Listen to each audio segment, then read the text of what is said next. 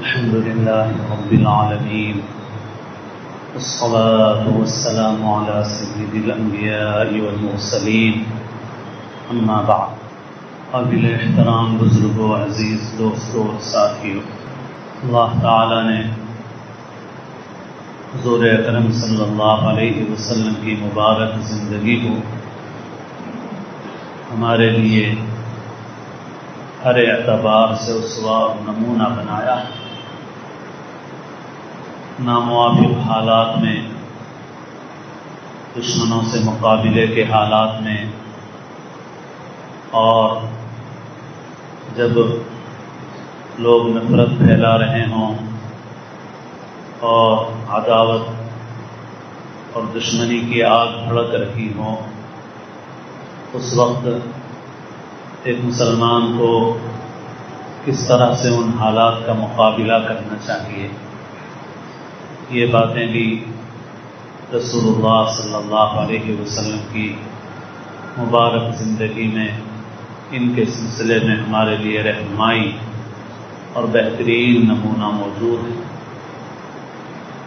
مگر ہم لوگ چونکہ ایمانی اور عملی اعتبار سے کمزور ہو گئے ہیں اور رسول اللہ صلی اللہ علیہ وسلم کی سیرت مبارکہ سے بھی جیسی واقفیت ہونی چاہیے ویسی نہیں ہے، اس وجہ سے ہم اپنی پریشانیوں اور اپنے مسائل کا حل اپنی عقل سے یا دوسروں کی عقل کے ذریعے سے ڈھونڈنے کی کوشش کرتے ہیں، اور یہ ہماری غلطی ہے۔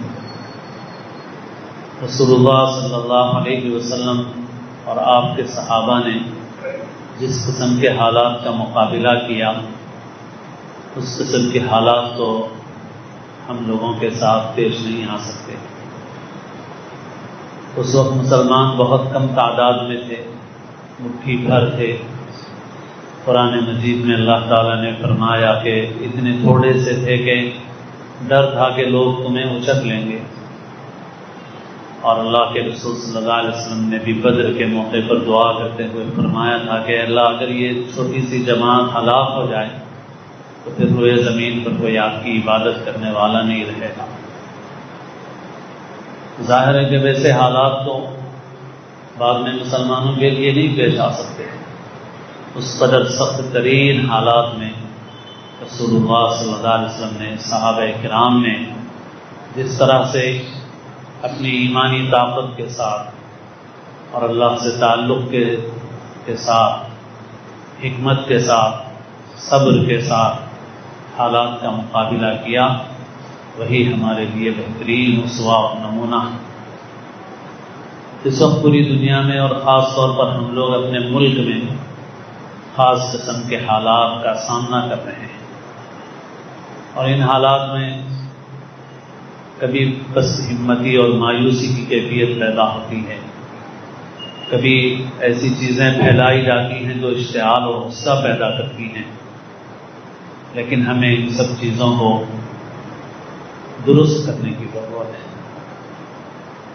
ہمارے اس ملک کی سرزمین میں اللہ نے بڑی خصوصیات رکھی۔ اس ملک کے جو ہمارے غیر مسلم بھائی ہیں، ان کی بھی اکثریت محبت کی زبان سمجھتی ہے، انصاف کا مزاج رکھتی ہے، مگر بات اصل میں یہ ہے کہ لوگوں نے غلط فہمیاں پھیلا دی ہیں، جھوٹ پھیلا دیا ہے، پروپیگنڈا اتنا غلط کر دیا ہے کہ فطری طور پر ان کے دلوں میں دشمنی کے جذبات پیدا ہو گئے ہیں۔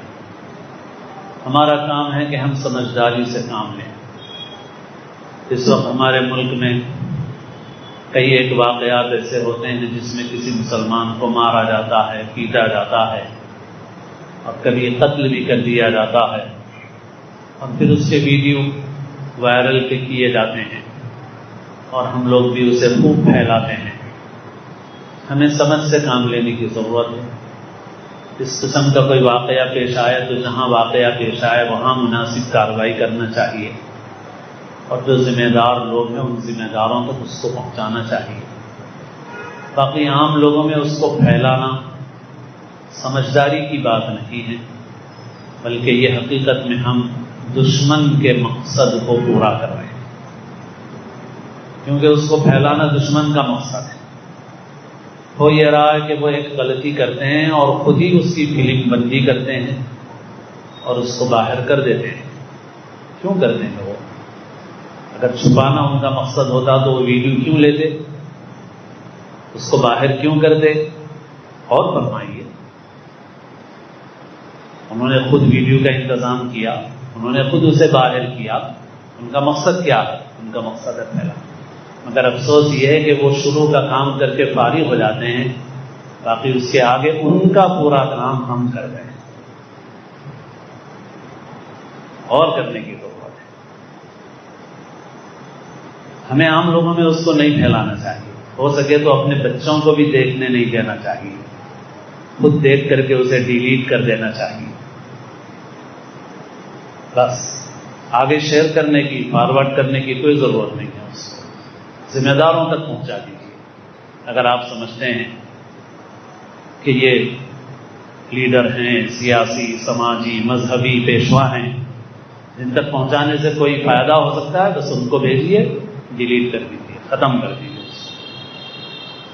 کیونکہ ان کا مقصد یہی ہے کہ دو چار ایسے کام کر کے پوری قوم کو پست ہمت بنایا جائے، ان کی ہمت اور ان کے حوصلے کو توڑا جائے، یہ ان کا مقصد ہے۔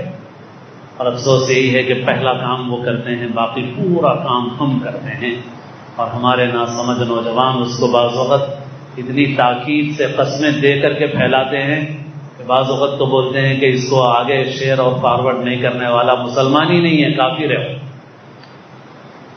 ارے تم ناسمجھ ہو گے، وقوف ہو، سمجھ سے کام لے۔ دیکھیے اس ملک میں اس وقت بہت سے غیر مسلم بھائی ہمارے ایسے ہیں جو انصاف کی بات کرتے ہیں، حق کی بات کرتے ہیں، حالانکہ ان کی کوئی پریشانی نہیں ہے، ان کو کوئی مصیبت نہیں۔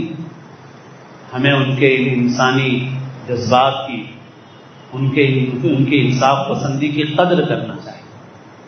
ابھی ہمارے ملک میں دہلی کی عدالت کے کچھ فیصلے آئے اور ان ججوں نے جس قسم کی بات کہی ہے وہ کلمۃ الحق عند سلطان جائر کا مصداق ہے، یعنی ظالم بادشاہ کے سامنے حق بات کہنا۔ اور وہی نہیں، ہمارے ملک میں بہت سے ایسے ہیں، بہت سے وکیل ہیں، بہت سے عدالتوں کے جج ہیں، اور بہت سے سرکاری عہدیداران ہیں جنہوں نے اپنی نوکری چھوڑ دی حق اور انصاف کے لیے۔ وہ مسلمان نہیں ہیں وہ، مگر انہوں نے ظلم کا ساتھ نہیں دیا، انہوں نے اپنے عہدوں کو قربان کر دیا، اپنی نوکری چھوڑ دی۔ ان کو ڈر ہے کہ آئندہ ہمیں ترقی نہیں ملے گی بلکہ تنزلی ملے گی، ہمیں ترقیوں سے محروم کیا جا سکتا ہے، مگر اس کے باوجود ہر میدان میں، چاہے وکیل ہوں، چاہے جج ہوں، چاہے ایکٹیوسٹ ہوں، بہت سے سماجی کارکن ہیں، بہت سے خبروں کے چینل چلانے والے ہیں، وہ مسلمان نہیں ہیں مگر وہ انصاف کی بات کرتے ہیں، وہ سچائی کی بات کرتے ہیں۔ تو یہ ہمارے لیے ہمت کا پہلو ہے۔ مگر جیسے گزشتہ بھی عرض کیا میں نے کہ بعض وقت ہم اپنی غلطیوں سے کچھ ایسے کام کرتے ہیں کہ جس سے ہم خود دشمنوں کی پھیلائی ہوئی غلط فہمیوں کو طاقت پہنچاتے ہیں۔ ہمیں ایسا نہیں کرنا چاہیے۔ ایسے ہی کبھی کبھی باتیں چلائی جاتی ہیں کہ بھائی قتل عام کی کیفیت پیدا ہوگی، فلاں ہوگی، اور کوئی تلوار رکھنے کے لیے کہہ رہا ہے، فلاں کہہ رہا ہے۔ دیکھو ایک نظام اللہ کا ہے، اپنے بس میں جتنا ہے اتنا کرو اور اللہ سے تعلق مضبوط رکھو تو اللہ کی مدد ساتھ ہوگی۔ جو اپنے بس میں نہیں ہے اس کی بات مت کرو، جو اپنے بس میں ہے وہ کرو اور اللہ سے تعلق مضبوط رکھو۔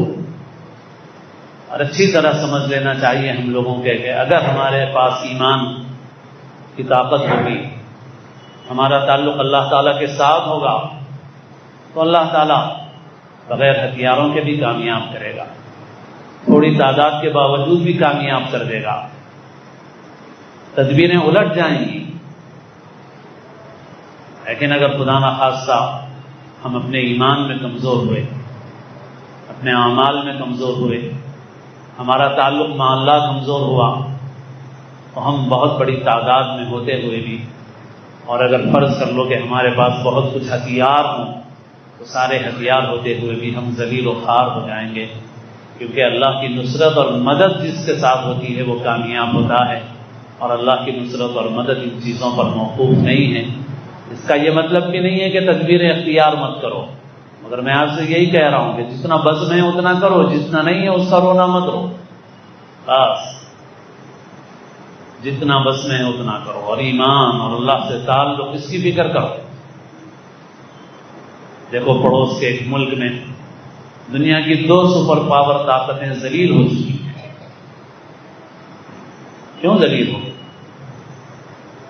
کوئی چیز ان کے کام نہیں آئی، اور اللہ نے تو بدر میں دکھا دیا ہم کو کہ 313 صحابہ تھے جو جنگ کی پوری تیاری کر کے بھی مدینے سے نہیں نکلے تھے۔ ان کو پتہ نہیں تھا مدینے سے نکلتے وقت کہ 1000 لوہے میں ڈوبے ہوئے سپاہیوں کا مقابلہ کرنا پڑے گا، لیکن باہر نکلنے کے بعد فیصلہ ہوا کہ مقابلہ کرنا ہے۔ کہ 313 پہنچے، 313 کے پاس پوروں کے پاس سواریاں نہیں تھی، گھوڑے نہیں تھے، اونٹ نہیں تھے، ہتھیار نہیں تھے، کھانے کو برابر سامان نہیں تھا، اور پہننے کو برابر کپڑے نہیں تھے، مگر جب اللہ کی مدد آئی تو اللہ تعالیٰ نے ان لوگوں کو، جن کے جسم پر لباس بھی پورا نہیں تھا، اللہ نے زرہ پوش لشکر کے مقابلے میں کامیاب کر دیا۔ میں پھر آپ سے کہہ رہا ہوں کہ بعض لوگ ایسی باتوں سے یہ سمجھتے ہیں کہ ہم لوگ تدبیر سے، اسباب سے منع کرتے ہیں۔ نہیں، مجھ سے منع نہیں کرتے، مگر جتنا بس میں اتنا بس، باقی آگے اللہ کی مدد، اللہ کا نظام ہے یہ۔ ہم اپنے بس میں جتنا ہے وہ کیا کر رہے ہیں؟ اور سب سے پہلے ایمان ہے، اللہ سے تعلق ہے، اور جیسے بارہا عرض کر چکا ہوں، حضرت شاہ عبد الغنی صاحب پھولپوری رحمۃ اللہ علیہ کی ایک بات کہ مسلمان اگر 51% نمازی بن جائیں، 51%، تو میں ذمہ لیتا ہوں کہ مسلمانوں کے حالات بدل جائیں گے۔ اگر دیکھو مسلمانوں کی آبادیوں کو، چاہے بیماریوں کے حالات ہوں، چاہے کچھ اور حالات ہوں۔ مولانا یحییٰ نعمانی صاحب نے ایک بات کہی کہ آج سے 10-20 سال پہلے ایسا تھا کہ مسلمانوں پہ کچھ حالات آتے تو رجوع اللہ بڑھتا ہوا نظر آتا تھا، مگر اب تو بڑا سے بڑا طوفان آ جائے ان کی غفلت اور بے حسی میں کوئی فرق نظر نہیں آ رہا۔ اور مسلمانوں کے محلوں کا حال سناتا رہتا ہوں کہ ایک صاحب نے کہا کہ میں ایسے محلے میں رہتا ہوں جہاں 200% کہہ سکتے ہیں کہ مسلمان ہیں، مگر فجر کی نماز میں امام صاحب کے پیچھے صرف 6 مصلی ہوتے ہیں۔ مسلمانوں کی آبادی میں روزہ چھوڑنے والوں کی بڑی تعداد ہے، مسلمانوں کی آبادی میں سود خور مسلمان ہیں، بہت بڑی تعداد میں۔ ہم اپنی نافرمانیوں کے ساتھ کیسے اللہ کی مدد حاصل کر سکیں گے؟ اس وجہ سے صبر کے ساتھ، حکمت کے ساتھ کام کی ضرورت۔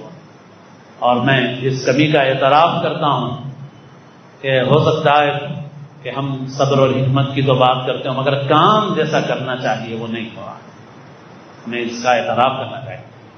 مگر کرنا کیا چاہیے؟ کرنا چاہیے کام، جو کر سکتے ہو وہ کرو، کام کرو۔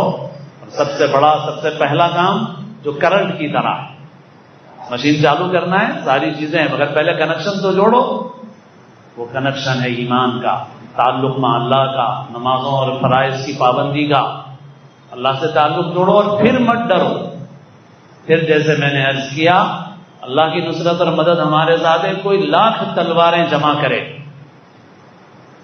آج کل ویڈیو وائرل ہو رہا ہے کہ پجاری کی شکل میں ایک صاحب بتا رہے ہیں کہ بھائی جن بھاگتے ہیں، فلاں بھاگتے ہیں، اور میں لیگل زبان میں آپ سے کہہ رہا ہوں، ارے ڈرو مت ان چیزوں سے۔ وہ 1,00,000 تلواریں جمع کریں، 1,00,000 ہتھیار جمع کریں۔ اگر ہمارے پاس ایمان ہے، اللہ سے تعلق ہے، ہمت حوصلہ ہے، ساری تدبیریں الٹی ہو جائیں۔ اور اگر یہ نہیں ہے ہمارے پاس تو ٹھیک ہے، ان کے پاس ایک ہے، ہم آپ کو 100 دے دیں گے، پھر بھی کچھ نہیں کر سکیں گے آپ، سمجھے آپ؟ ہم اس سے 10 گنا زیادہ ہتھیار دے دیں، پھر بھی آپ کچھ نہیں کر سکیں گے، آپ ذلیل ہوں گے، آپ ناکام ہوں گے۔ جس کے ساتھ اللہ کی مدد ہوگی وہ ہر حال میں کامیاب ہوگا۔ اس لیے اللہ کی طرف رجوع کرو، کرنے کے کام کرو، اور خاص طور پر سوشل میڈیا پر ایسی چیزیں مت وائرل کرو جو ناسمجھی کی ہیں۔ ہمتوں کو توڑنے والی ہیں، حوصلوں کو پست کرنے والی ہیں، دشمنوں کے مقاصد کو پورا کرنے والی ہیں، اور اپنی غلطیوں سے دوستوں کو دشمن مت بناؤ، غلط فہمیوں کو دور کرنے کے بجائے غلط فہمیوں کو بڑھانے کا ذریعہ مت بنو، اپنی اصلاح، اپنی درستگی کی طرف توجہ کرو، انشاءاللہ اللہ کی مدد ہمارے ساتھ ہوگی۔ اللہ تعالی ہم سب کو صحیح سمجھ نصیب فرمائے، اللہ تعالی ہم سب کو سچا پکا مسلمان بنائے، اللہ تعالی